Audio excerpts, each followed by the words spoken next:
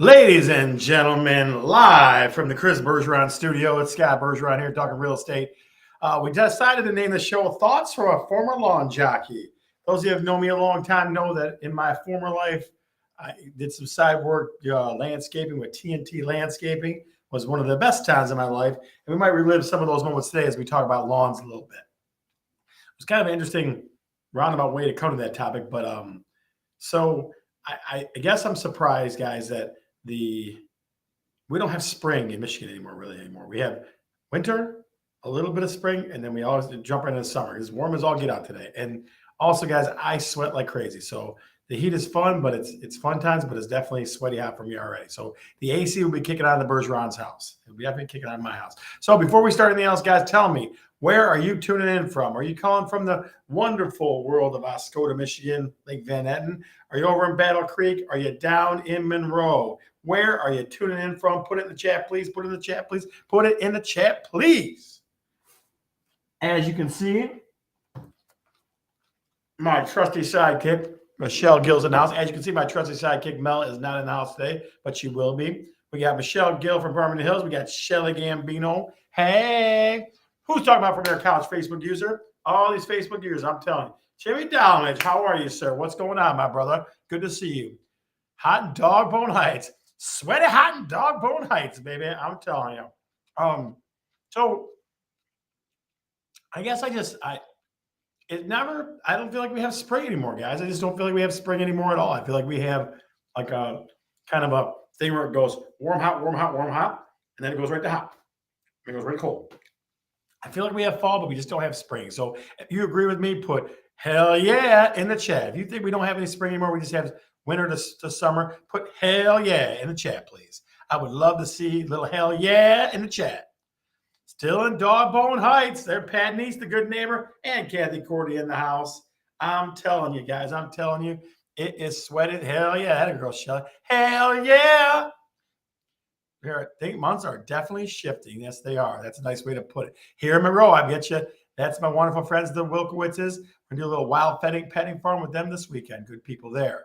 All right, so we're going to talk a little about lawns today. Again, I am a former lawn jockey. I rode the wonderful mowers, the weed whips, and all that good stuff as a young man when I first started in the world, and made some amazing friends that I still have today that are ridiculous and awesome, but learned a lot of things about lawns. So I'll try to share some of that with you today. But the very first thing I want to know, guys, very first curious realtor question is, did you get your own lawn? Did you laugh? That's an ugly way to say it, isn't it? Let me try to rephrase. I apologize. Do you cut? Not do you get? Try that again. Here we go. Do you cut your own lawn or do you pay a service? Because it amazes me, both of things. I've known people that had plenty of dough that wanted to cut their own grass and got pride in it, and then other people that couldn't buy groceries, but they get somebody cut the lawn for them. So definitely an interesting thing. Do you cut your own lawn or do you pay a service? Both. What do you mean both? Chris Wojcicki, what do you mean both? Tell me. Give me some explanation on that. What do you think? Do it myself, Pat. I've got to figure that. Michelle Gill, say both. I don't get it. What do you mean both? Either you do or you don't you? You cut a part and let them do the other part. What? And yes, I'm having a little bite from shawarma from Sahara because I'm starving. See, Christ, if I have to. Hollywood does all the cutting and trimming. True Green does the fertilizing. See, that's a nice way to share the responsibilities, I guess. Kevin does ours. I kind of figured that, Kat. I kind of figured that. So, do you pay a service? Do you pay a service or do you cut it yourself? That's what we're looking to find out today. Had a guy, but he got vetoed this year by the boss. So now I do. It's such a little lawn. Oh, yeah. I tell you guys, I was at a house listing today on Parker Street. And if you know anything about Parker and Dearborn Heights, those lots are huge. And she said to me, she goes, it's too freaking big. She got a riding lawnmower in Dearborn Heights in the South Heights. So that's interesting to me. Okay. Let's see. We cut the bag because the gate is locked and we may not be home when the service comes. I like that's interesting. That's a different way to look at it. Okay. Okay, Chris Wojcicki, I like that. Who else? Talk to me, guys. What do we got? Do you cut your own lawn or do you pay a service? He actually had a bunch of sod this week. He's a tough old fella. Darn right, he's a tough old fella. So the question at hand right now is, do you cut your own lawn or do you pay a service? We're coming here live from the Chris Bergeron studio, Central 1 Colonel Oberski here in Dearborn, where amazing things are happening. So parking lots rule. They do. They definitely do, Steve. They're huge. They're absolutely huge. Yep. Cut my own, very small space. Shelly says, I pray I can't weed whack it off. No weed whacking skills, huh? Bills won't come to the island for you yet. Bill, yeah, Bill's Longcare is a good dude. Actually, good friend of mine, Ryan Robinson, is on the island, so he does do that for me. So he definitely takes care of that. Cut her own. Tracy, very nice. Good to see you. Good to see you. Good to see you. Good to see you. Very good. Very good. Very good. Okay, so Mike McLaughlin will not be on with us today, but I wanted to cue a couple things before you. Bruce cuts ours, our neighbors, when needed. Yes, he does. Bruce Wales, let's say, if you live on William Street, anywhere in that vicinity of Annapolis High School, Bruce Wales is your guy. Mary Beltowski in the house. Hello, Mary Beth. How are you, dear? All right, so I want to give you the 75 hard update. Today is day 45. Today is day 45. And ladies and gentlemen, it is hard as hell. Let me tell you why.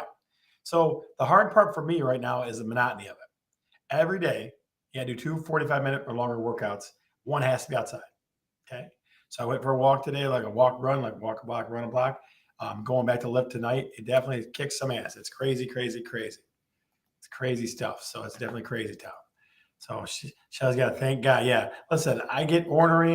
I'm definitely ornery because of this thing. So I have 30 days left. So I was 253 this morning. I'm trying to get to 250. So that's my next thing to go underneath. If you see me on the street, guys, you won't even recognize. Let me see. Let me do a little stand-up action here. Okay. I mean, from the side, it's looking good. It's looking good. So I want to say since January, probably 30 pounds, maybe 35, something like that. So we got some more to go, but we're getting there. So if you have no idea what I'm talking about, 75 Hard is a program by Andy Frisello. Okay, it's you can look at andyfrisello.com. You can look anywhere on YouTube, and that guy's all over the place. It is definitely a great program, but it's hard. It's simple, but it's hard. So you read 10 pages of a book every day that you learn a skill from. You do 2 45-minute workouts. One has to be outside. You have to stick to a diet plan, which is the hard part. I basically eat proteins and vegetables, no pasta. I love gnocchi, and I can't have it at all. Okay, so that kind of stinks. And then take a progress picture of what you're doing. So it's pretty crazy stuff. Pretty crazy stuff. If anybody's interested in that, just text me or shoot me a Snapchat or even Facebook message me, because it works. It's just the monotony of it. So if you've been doing it for a month and a half, you're like, when can I get a freaking ice cream? Okay, when can I get an ice cream? So I appreciate the attaboys, guys. I don't do it for that. I know a lot of people are trying to get in better shape, and it definitely is. It's one of those ones that hardens your mind a little bit. So 75 Hard is the name of the program. Andy Frisello is the guy. It is on YouTube. Yeah, but no pasta. You ain't kidding. I love gnocchi, Steve, and I can't have one damn one of them. I can't even have a smidge. No cheating at all, right? No cheating at all. So that sucks. As Steve says, when no pasta, I'm out. All right. So instead of me hemming and hawing about dieting and doing that kind of stuff, Kathy, I appreciate it. Thank you, ma'am. Instead of rattling about that, our good friend Mike is not here. So let's talk about mortgages a little bit. Okay, let's talk about mortgages a little bit. Guys, I'm not going to say I saw this coming, okay? But I tried to explain to people to get in when they could, okay? And I'm not trying to get people to shy away from buying their home. But this market, definitely the past year, I want to say rates went up 2 points, maybe a little more than 2 points. So it almost looked like it doubled in a matter of a year, almost. So it's inevitable. It was inevitable. I mean, you can't pay 33% for beef and not pay more for your mortgage. So it's still ridiculously affordable. It's not up in the sevens. When I bought my house in Dearborn, it was like 7.5 or something like that. So it's not there yet. What it's going to do, let me tell you what it's going to do. It's going to bring a little more normal, I feel like. Okay. So it's not going to be a dogfight every single where you go when you're on the buy side. The sell side right now, guys, is amazing. I mean, I tell every client, I had a listing appointment yesterday and one today. I told them, I said, position the house at this price. I can't tell you where it's going to end up at. Here's what I think, but I can't tell you. But it's going to end up for more, probably. Okay, that's kind of where things are at. But on the buy side, it's hard because you got to, drain the blood out of your arm and, spill it on the contract to make it work now. You got to give appraisal guarantees and go 30,000 over on stuff. I think it will. Yeah, it is lower than before. That's definitely true. But I think that will cool things off. So if you're one of those folks that is thinking about buying or thinking about up buying, like buying your next up home or next level up home, it can still be done. It's still cheaper than before. So, Phew, a little allergy action there. Holy smokes. Guys, on another note, this market is huge for three different kinds of people. And I've said this before, I'm going to say it again. Right now, the market is huge for three different kinds of people. One, if you're downsizing, okay, if you're going from big to small, this is your market. This is one that loves you. Okay. Thank you very much, Tracy. I appreciate that. Two, if you inherited somebody, by chance passed away, somebody in your family passed away and left you a home, this is a market for you. And then finally, folks, this is something that a lot of people that you might know is dumping your rentals, dumping rentals. Now I know that causes craziness in the rental market. I get that.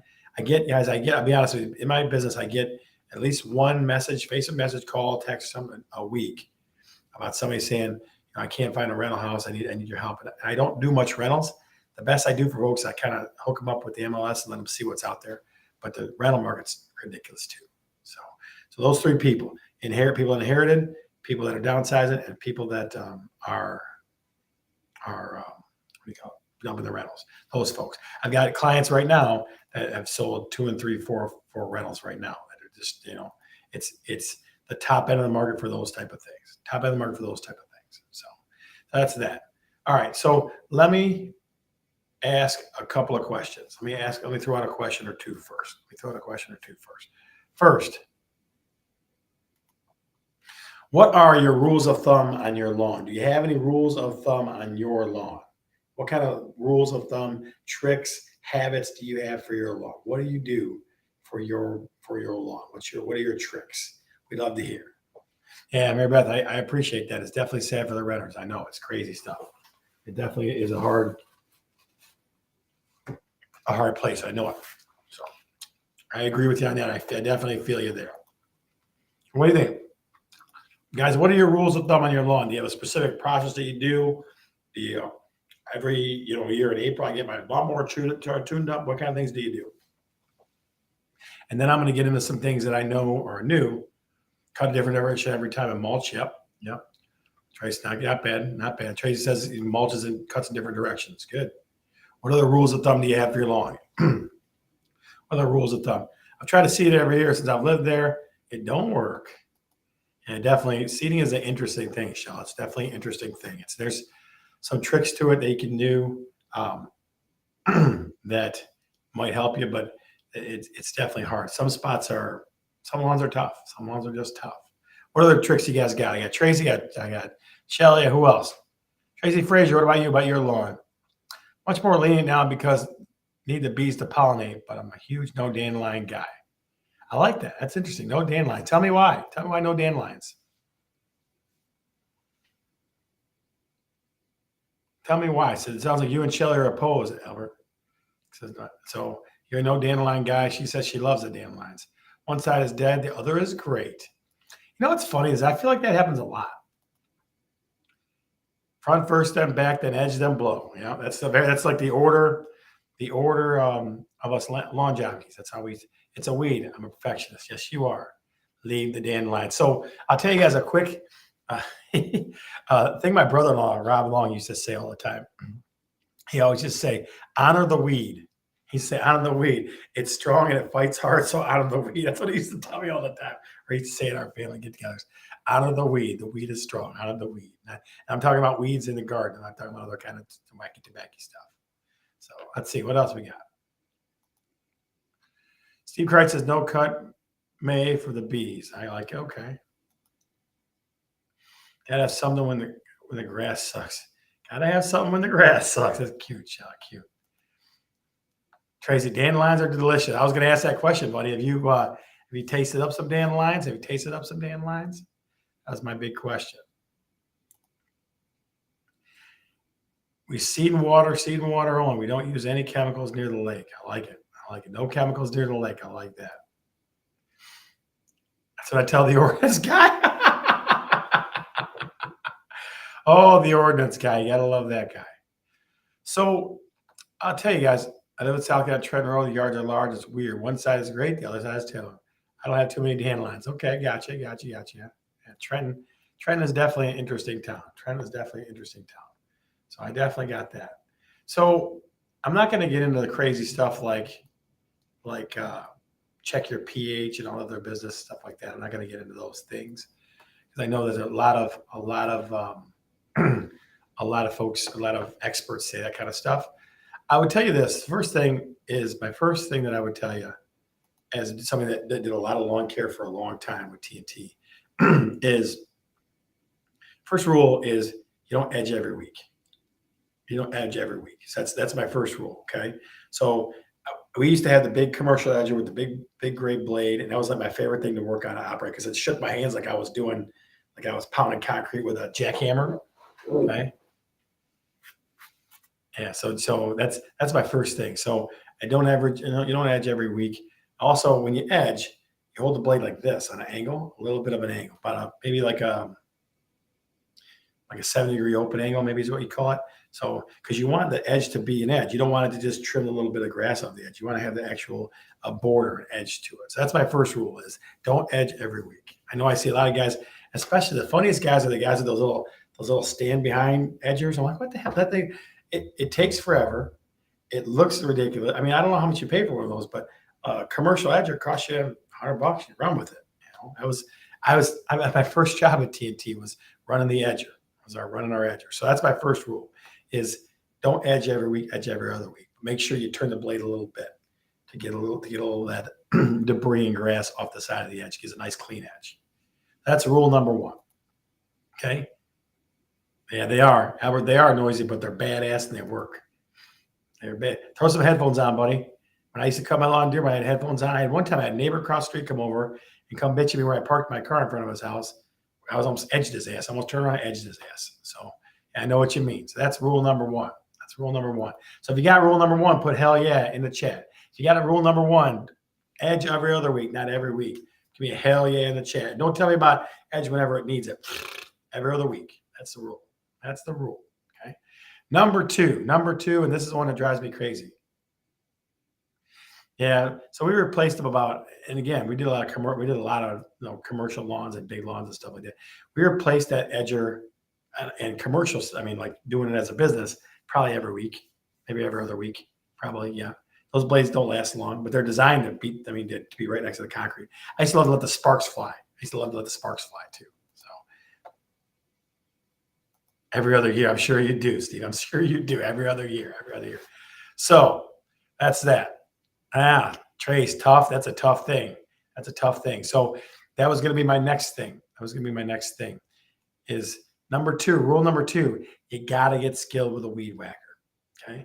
We had so many guys, and I even did this when I first started working there as well, is so many guys that burn the grass up because they get too low with the weed whacker. So all you're trying to do with those strings is almost like take the top off, even the grass out. You can't get too low. People would get too low and burn the hell out of grass.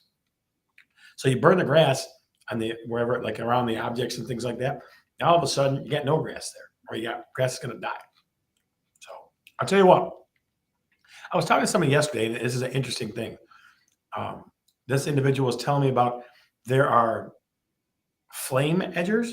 Have you ever heard of a flame edger? If you had, put it in the chat. Yep, or you got it. Flame edgers.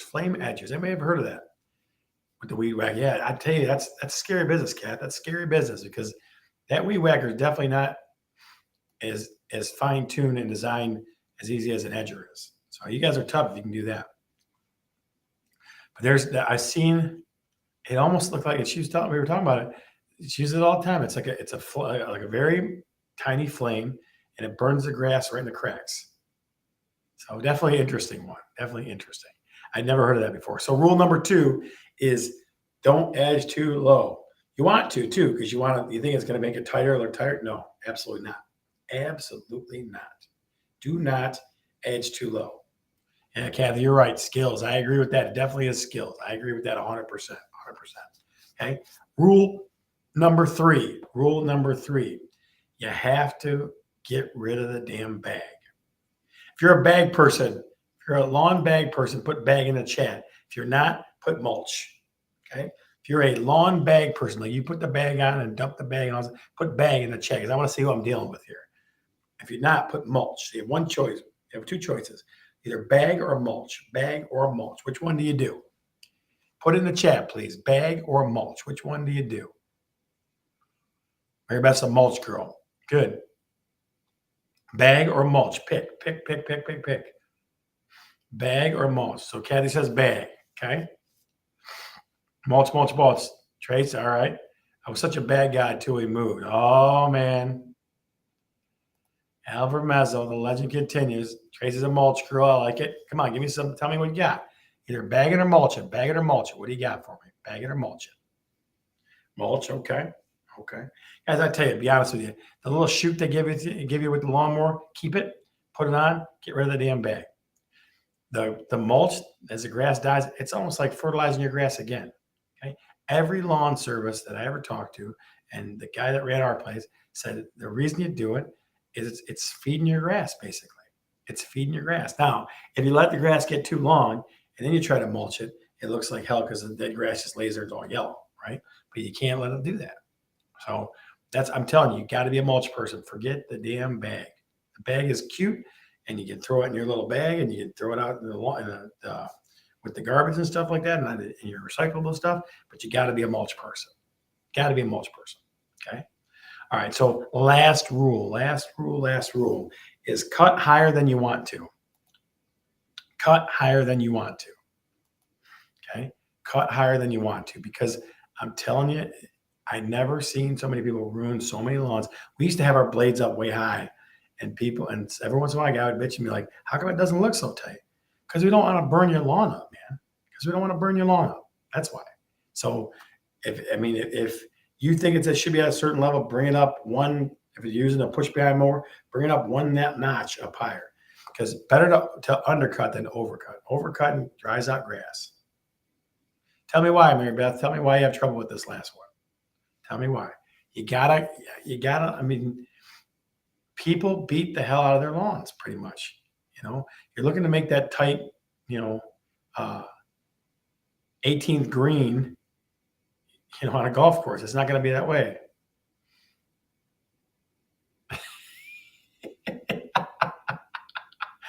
Oh, Albert, I tell you what, buddy, I'm never going to do that.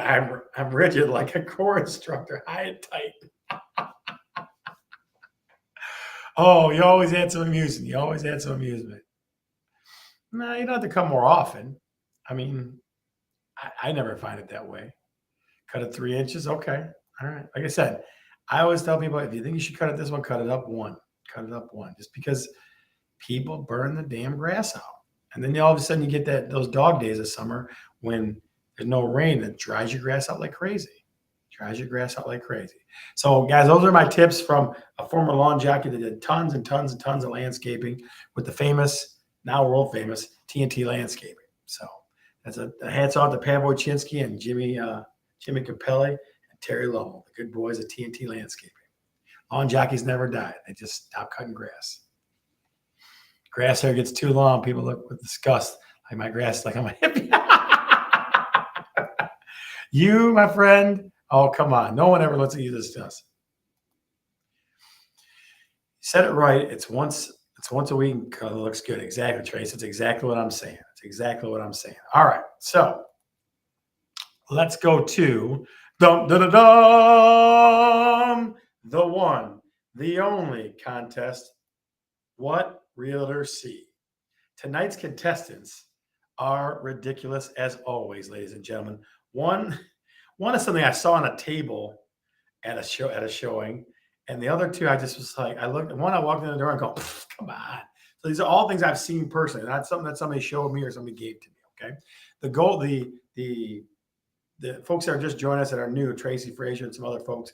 If what we do here is I put a picture of a showing or something I saw as a realtor this week, and you caption it, and the best caption wins a scratch off. I think I may be a little bit behind this week on the scratch offs from last week. So if you haven't got your scratch off yet, don't worry, I haven't forgotten about you. Okay, so let's go with contestant number. Let's see, contestant number 1. Something that I saw. on a table at a home in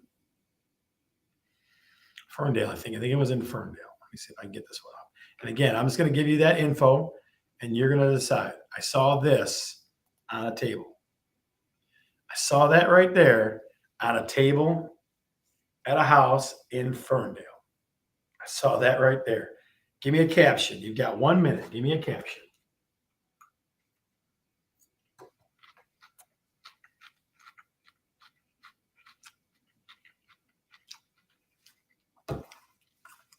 What would you caption that right there? What would you caption that right there? The winner gets a scratch off that could be worth millions. Winner gets a scratch off that could be worth millions.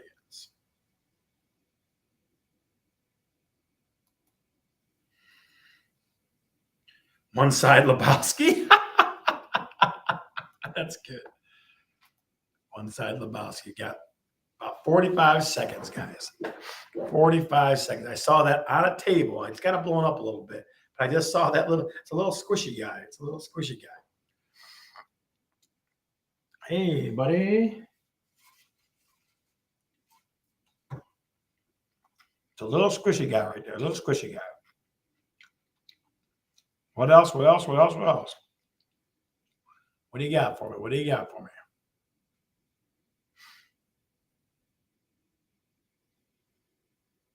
What are you? Living in the 80s. I think that was a 90s movie, Steve, but that's okay. That's okay. Again, you're captioning. You're captioning. You're captioning. You're captioning. You're captioning. This is contestant number 1 for What Realtor See. What Realtor See, contestant number 1. A squishy guy that was sitting on a table. I just looked at her. I started laughing. I started laughing pretty uncontrollably, too. Got about 30 seconds. 30 seconds. 30 seconds. 30 seconds left.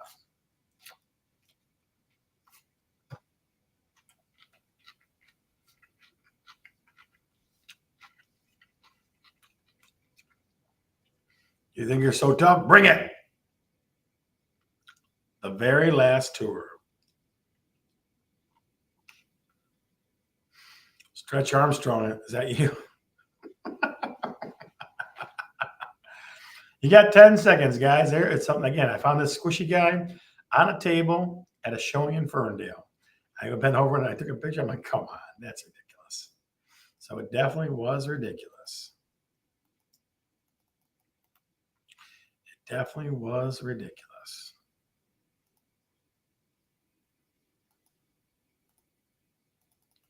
Hold my beer. You have 5 seconds left, ladies and gentlemen. You have 5 seconds left. 4, 3, 2, 1.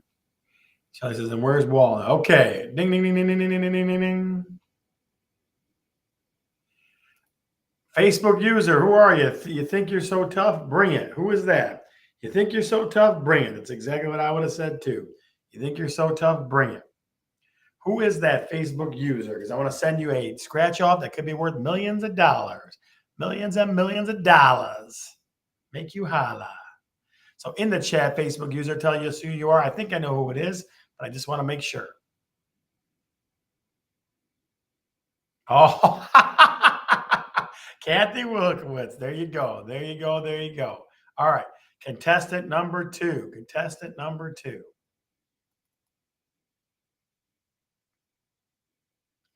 Let me pull this up. Contestant number 2. Might take me a second because you know I always have technical difficulties. Hang on 1 sec. That's not what I wanted to do. All right. So I have to tell you a story about this one. I'll tell you a quick story. So I walked in, I think it's a Dearborn Heights house. I walked in, and hopefully you can see the disproportionateness of the item in this house. Hopefully you can see the disproportionateness. Right, the full screen. There it is. Hopefully you can see the disproportionateness. Caption that one. Caption that one right there. Caption that one right there. I walked in and go, whoa, that's pretty big. Caption that one right there.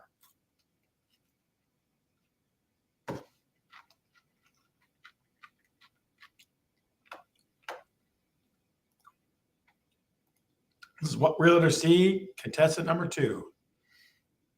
I'm an Irish Hills. Okay. Compensating for something. Yeah. Harry Potter Home Improvement. That's pretty good. That's a good one.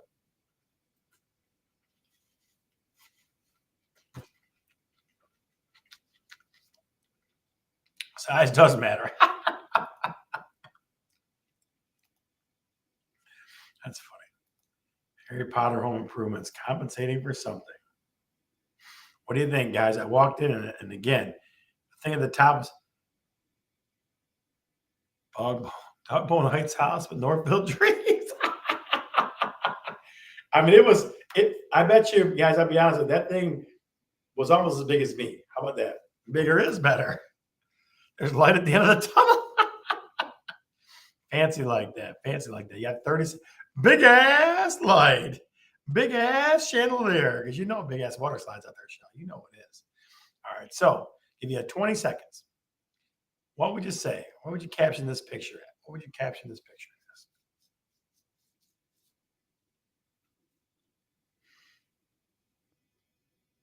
Shelly gets it.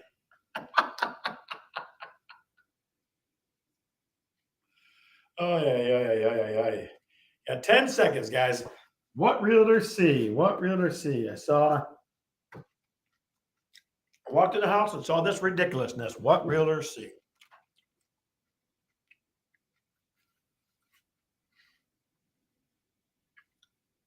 Hey, you ain't kidding. The ball could drop from that thing, Steve. That was pretty good. The ball could drop for that damn thing. Holy smokes. All right. Ding, ding, ding, ding, ding, ding, ding, ding, ding, ding, ding, ding, ding, ding, ding, ding. Of course, you know, I'm always partial to the big ass. Big ass light. Shelly Gambino is our winner of contestant number 2. Shelly Gambino's winner of contestant number 2. Big ass light. All right. Last one, guys. Hang on. Last one. We got one more to go. Hang on. Pull it up. Let me find it. Gotta find it here. There it is. All right. Now, this is in a bathroom. This is very interesting. That was in a bathroom. Now, that thing was about 2 feet from the ground. And I almost didn't know what it was at first. I mean, it kind of gives away, but you look and go, what is that thing? So caption that one. Caption that one. Realtor C number 3. Test it number 3. What realtor C? What realtor C? Test it number 3. There it is. What do you think? What realtor C?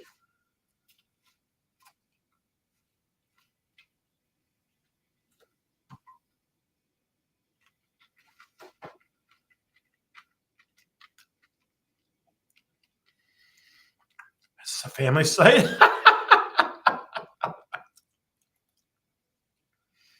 That's pretty funny. Is this a family site?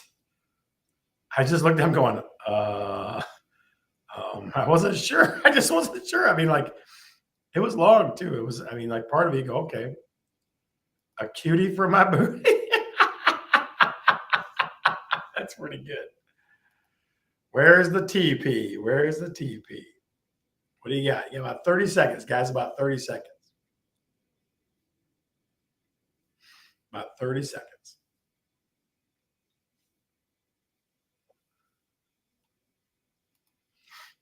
Don't take the top off. The snake might come out. It does look kind of like do do do do do do do do do.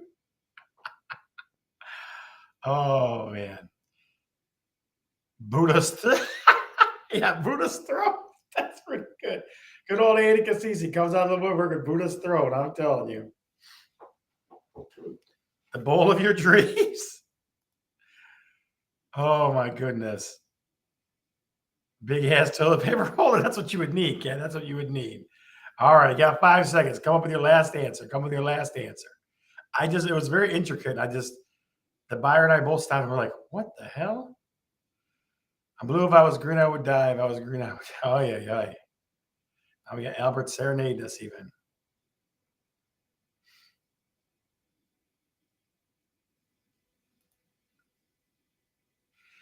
And ding, ding, ding, ding, ding, ding, ding, ding, ding, ding, ding, ding. We're going to go with Buddha's Throne. It looks like it could be Buddha's Throne, or could have been Buddha's Throne. Andy Cassisi in the house.